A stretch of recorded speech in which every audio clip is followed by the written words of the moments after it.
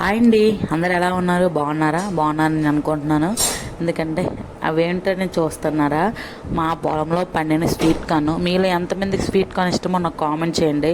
నాకైతే sweet కార్న్ని lemon, కారం, salt వేసుకొని ఆ జొన్న పట్టుకు రాసుకొని తింటే ఉంటుంది, చాలా బాగుంటుంది.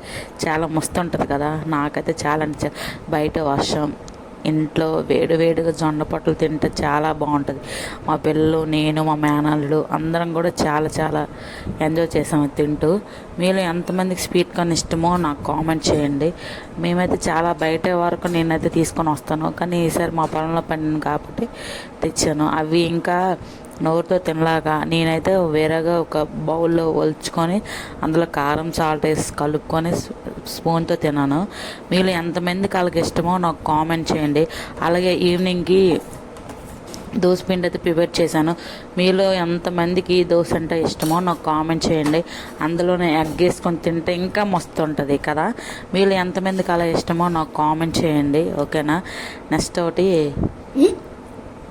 రీసెంట్గా మనకి 2 డేస్ బట్టి వర్షం పడుతుంది కదా మన ఊర్లో. అలాగే వారం రోజులు బట్టి చాలా అంటే చాలా ఇబ్బంది పడుతున్నాను మన విజయవాడలో.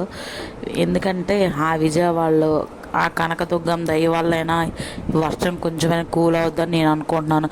2 డేస్ బట్టి పడే ఇబ్బంది మనమే ఇబ్బంది పడుతున్నాం. అలాంటి 10 రోజులు బట్టి ఇబ్బంది పడేవాళ్ళు వాళ్ళు ఎంత ఇబ్బంది పడతారో కామెంట్ చేయండి, ఓకేనా. Bye bye.